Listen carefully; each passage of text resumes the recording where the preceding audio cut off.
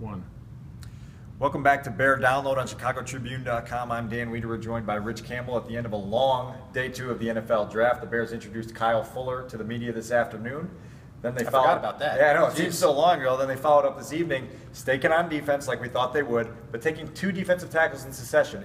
Ferguson from LSU in round 2, Will Sutton from Arizona State in round 3. And Phil Emery sounded very pleased that the guys that he wanted in those slots in rounds 2 and 3 were there, and guys that he feels that could help them with the run defense, as well as guys that can develop into long-term answers in the middle of that defense. Yeah, 2 things come to mind after we were able to look back with hindsight on the day. And the first is you go back to the scouting combine when Phil Emery looked back on last year's offensive line rebuilding project and applied some of the same outlook to this year's defensive line rebuilding project. Basically said, we did it on that side of the ball. Now we've got to do it on defense after they allowed 161 yards in the rush per game last season, worst in the NFL, and so they had to do something up front. And then think about what all the draft analysts have been saying throughout this entire pre-draft process, that the defensive tackle class is deep enough that you could get a quality player in the 2nd and 3rd round. It's what the Bears ended up doing. It makes you wonder how much they really would have gone after Aaron Donald yesterday if he were there at 14. But they get players in Ferguson and Will Sutton with some upside, players that they think they can develop with the help of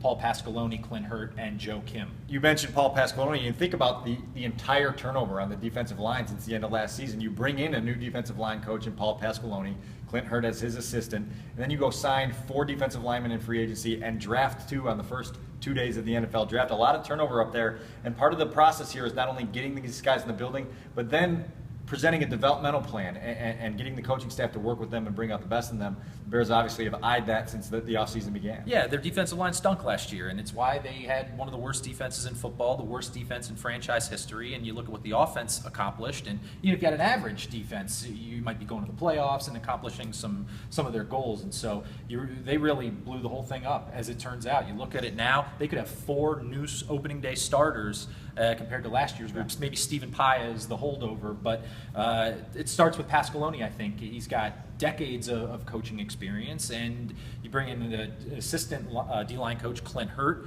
who's a younger guy who might be able to identify with the players a little bit, and then Joe Kim, the martial arts specialist, who's going to be able to help with their hand fighting and blocking technique. And I think you can look at the changes they made and at least see reasons for optimism. Like Phil Emery said, you won't really know the product until they start getting on the field practicing, but at least on paper, they've improved. The Bears will head to day 3 of the NFL Draft, still with 4 picks left. They haven't addressed the needs at safety yet. We don't know whether they will or they'll find the guy that they want at the position they want tomorrow.